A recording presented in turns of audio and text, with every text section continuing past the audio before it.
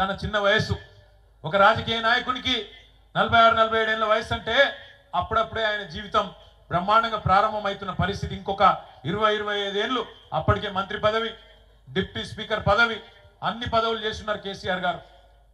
ఆయనకు నిజంగానే కేవలం రాజకీయాల్లో పదవుల మీద యావ ఉంటే, పదవుల మీద మాత్రమే మోజుంటే ఆ రోజు ఆయన కూడా అప్పుడున్న ముఖ్యమంత్రి గారు ఇచ్చిన బంపర్ ఆఫర్ తీసుకొని మంచి మంత్రి పదవి తీసుకొని సల్లగా ఇంట్లో వండొచ్చు కాంగ్రెస్ వాళ్ళ లెక్క.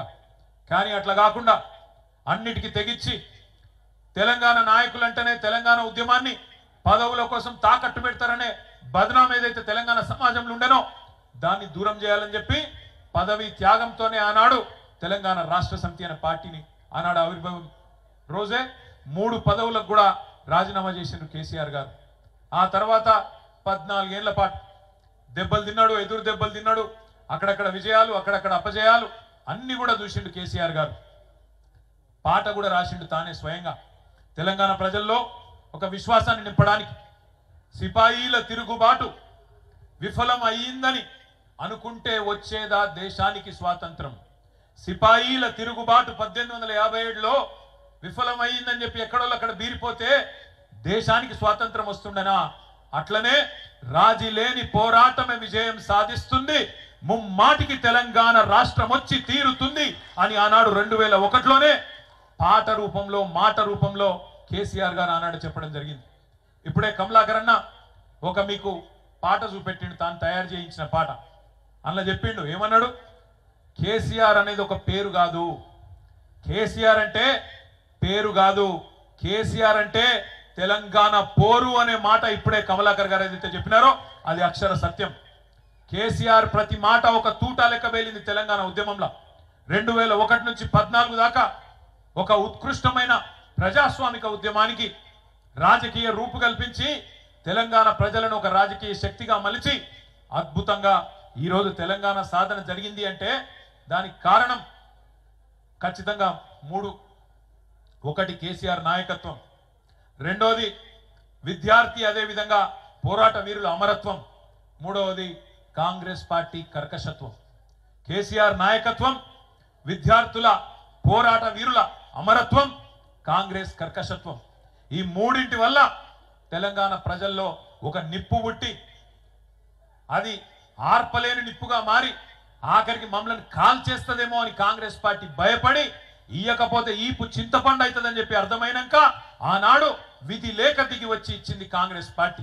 ఇది వాస్తవం.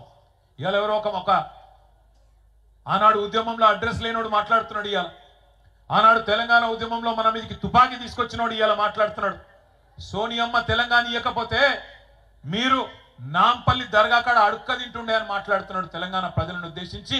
ఇవాళ గద్దెనెక్కినోడు ఆయన. ఇవాళ అదృష్టవంతుడు, అధికారం ఆయనకు ఉండొచ్చు, అధికారం నీకుండొచ్చు, కానీ తెలంగాణ ప్రజల అభిమానం ఖచ్చితంగా కేసీఆర్ కు ఈ గులాబీ జెండాకే ఉన్నది. ఇది అక్షర సత్యం.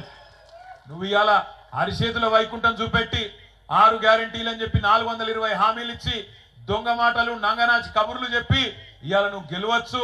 కానీ ఒకటి మాత్రం వాస్తవం బిడ్డ, ఏ రోజుకైనా ఏనాటికైనా తెలంగాణ చరిత్ర రాసిన రోజు కేసీఆర్ గారు హిమాలయాల పర్వతం అంతా ఎత్తున ఉంటే కనీసం నువ్వు ఆయన కాలి గోరికి కూడా సరిపోని పాత్రలో ఉంటావు అనేది అక్షర సత్యం. ఇలా ఏ ఊరికన్నా పోదాం, ఏ ఊరికన్నా పోదాం, ఏ తాండా కన్నా పోదాం, ఏ బస్తీ కన్నా పోదాం, ప్రజలు ఏమనుకుంటున్నారో నీ సంవత్సరం పాలన గురించి ఒకసారి తెలుసుకో దమ్ముంటే నేను అడుగుతా ఉన్నా. ఎక్కడ పోయినా ఒక ఆటో అన్నను కదిపితే ఆయన తిప్పుతున్నాడు, ఒక రైతులకు తట్టుకొని మాట్లాడితే ఎక్కడన్నా కదిలిచ్చి మాట్లాడితే ఏడుపు ఒక్కటే తక్కువ ఉన్నది.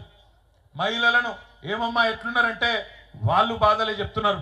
ఇలా తెలంగాణలో ఏ ఒక్క వర్గం, ఆఖరికి గురుకులాల్లో ఉండే పిల్లలు వాళ్ళు కూడా ఆత్మహత్యలు చేసుకునే పరిస్థితి. నువ్వు బువ్వ పెట్టలేకపోతే ఆ దిక్కుమాలిన బువ్వ తిని హాస్పిటల్ పాలయ్యే పరిస్థితి. ఇది ఈరోజు తెలంగాణ సంవత్సరం పరిపాలన. ఇంకా ఈపాటి పరిపాలన కట విజయోత్సవాలట, విజయోత్సవాలు. పోలీసులు లేకుండా పోతే ఈ బలగొట్టి ఎక్కడికక్కడ ఊళ్ళో తన్ని పంపించినట్టున్నారు. ఇది వాస్తవం. నేను మిమ్మల్ని దయచేసి కోరేది ఒకటే, ఇలా వాళ్ళని తిట్టేందుకు పెట్టుకోలే మనం ప్రోగ్రాం. వాళ్ళని తిట్టేందుకో వాళ్ళ గురించి మాట్లాడుకుంటందుకో కాదు, యాద్ చేసుకోవాలి మనం. మన నాయకుడు ఎక్కడ మొదలైండు? 2001లో మొదలైనాడు. ఏముండే మనకు అన్నాడు. ఈరోజు పెద్ద వేదికలు ఉన్నాయి, ఇంతమంది నాయకులు ఉన్నాం, బ్రహ్మాండంగా అంగరంగ వైభవంగా ఇట్లాంటి కార్యక్రమాలు చేసుకున్నందుకు వనరులు ఉన్నాయి, మనుషులు ఉన్నారు, అన్ని ఉన్నాయి. ఆ రోజు ఎవరున్నారు? కేసీఆర్ గారికి మనీ పవర్ లేదు, మజిల్ పవర్ లేదు, మీడియా పవర్ లేదు, క్యాస్ట్ బేస్ లేదు, ఏది లేదు. తెలంగాణ సమాజం నిండా అనుమానం. మళ్ళీ ఈయన కూడా ఏదైనా పదవుల కోసమే మొదలు పెట్టిండేమో, మళ్ళీ పదవులు ఇస్తే బంద్ చేస్తాడేమో, మధ్యలో ఇడిచిపెట్టి పీక్తాడేమో అనే అనుమానపు నీలి నీడల మధ్యన ప్రయాణం ప్రారంభమైంది. అదే సినిమాల పాట ఉంటుంది చూడు, గాలి వానలో వాన నీటిలో పడవ ప్రయాణం గమ్యం ఎక్కడో తెలియదు పాపం అన్నట్టు అగమ్య గోచరమైన పరిస్థితి.